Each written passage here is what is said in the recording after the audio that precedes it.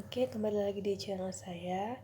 Sekarang kita akan membahas mengenai SKB CPNS Dokter Umum mengenai materi kedokteran part 2. Kita langsung aja ke soal yang pertama, di mana seorang anak laki-laki dibawa ke puskesmas oleh ibunya karena selalu jongkok setiap kali buang air kecil. Urin keluar dari atas penis. Diagnosa yang tepat adalah A. Parafimosis, B. Fimosis, C. Hipospadia, D. Epispadia, E. Priapismus. Jawabannya adalah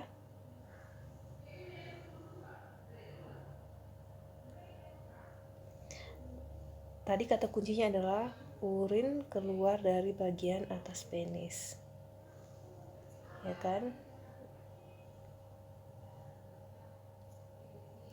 Nah, kalau gambaran normalnya pada penis itu adalah seperti yang poin A. Nah, pada hipospadia berarti dia uretranya keluar meiotus uretranya pada bagian bawah penis, sedangkan pada epispadia dia mengarah ke atas, sehingga jawabannya adalah yang C. Epispadia. Nah, beda hipospadia sama epispadia, ya hipo pasti di bawah. Jadi kalau yang di bawah pasti jawabannya hipospadia. Soal yang kedua, perempuan G1P0A0 32 minggu datang ke puskesmas karena keluar cairan bening dari jalan lahir sejak 5 jam yang lalu. Pemeriksaan penunjang yang paling tepat adalah berarti ini kita mengarah ke diagnosanya adalah KPD.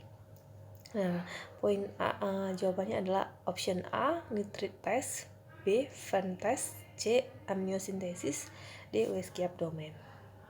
Ini yang ditanya pemeriksaan penunjang yang paling tepat. Nah, pemeriksaan yang paling tepat adalah dengan pemeriksaan mikroskopis, yaitu Venn test, di mana saat cairan yang diduga cairan amnion diperiksa melalui mikroskop, dia akan tampak gambaran seperti tanaman pakis.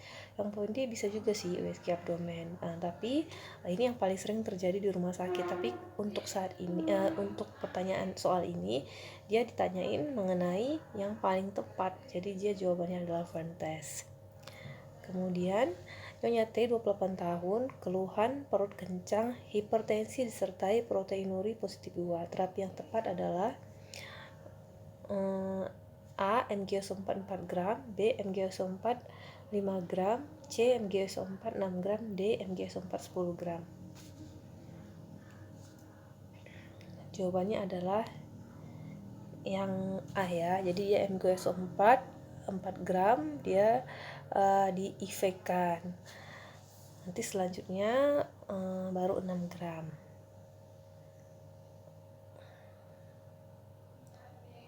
Karena di sini keluhannya perut kencang, dia nggak ada kejang dan lain sebagainya.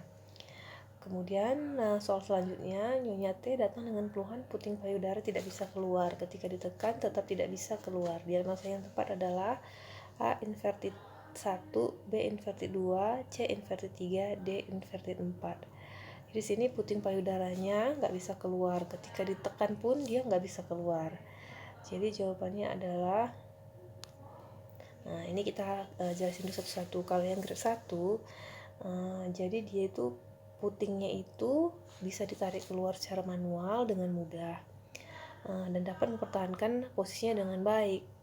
Jadi kadang ada fibrosis minimal atau tidak sama sekali. Kalau yang grade 2, putingnya dapat ditarik secara manual tapi tidak bisa segampang yang grade 1. Kemudian putingnya juga tidak bisa mempertahankan posisinya dengan baik. Jadi dia udah ditarik tapi dia mudah retraksi kembali. Nah, terdapat fibrosis derajat sedang dan ductus lactiferusnya retraksi ringan juga. Nah, pada grade 3 putingnya inversi dan retraksi. Jadi dia ditarik pun sangat sulit, walaupun dilakukan penekanan pada puting untuk memaksa puting tersebut keluar, tapi dia tetap mengalami retraksi. Ada fibrosis yang jelas dan ductus lactiferusnya sangat retraksi dengan jaringan lunak yang inadekuat. Jadi jawabannya adalah grade 3, dimana putingnya itu udah ditarik tidak bisa keluar, jadi ketika ditekan pun gak bisa keluar juga. Kalau grade 4 gak ada ya.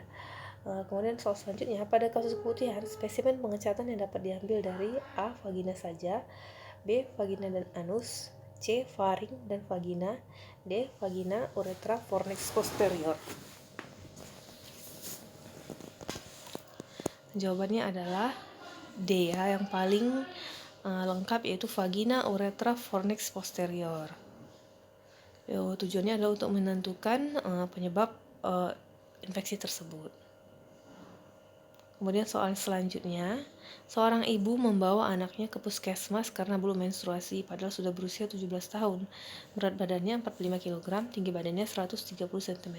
Jadi di sini dicatat berat badannya 45 kg padahal usianya udah 17 tahun dan tinggi badannya hanya 1,3 meter atau 130 cm.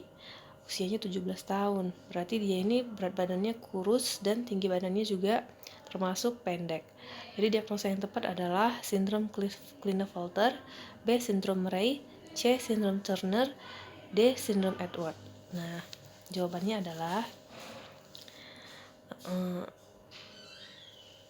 sindrom, ya kita jelasin dulu ya satu-satu. Sindrom Turner itu adalah kelainan genetik pada wanita yang menyebabkan gangguan pertumbuhan sejak usia 3 tahun. Penderitanya bertubuh pendek dan mengalami gangguan kesuburan.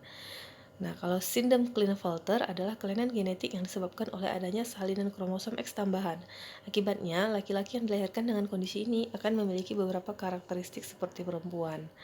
Sindrom Turner ditandai dengan laju pertumbuhan yang lambat sejak usia 3 tahun. Jadi biasanya tinggi badannya itu cenderung pendek dibandingkan anak wanita seusianya, dan dia juga akan mendapatkan keterlambatan menstruasi pertama akibat kekurangan hormon seksual. Nah, jadi di sini adalah jawabannya adalah option. Nah, kita baca kembali lagi soalnya. Dia membawa anaknya yang belum menstruasi, berarti anaknya itu perempuan. Jadi di mana perempuan ini belum menstruasi, berat badannya rendah dan tinggi badannya juga kategori pendek. Berarti jawabannya adalah sindrom Turner ya, hanya terjadi pada wanita.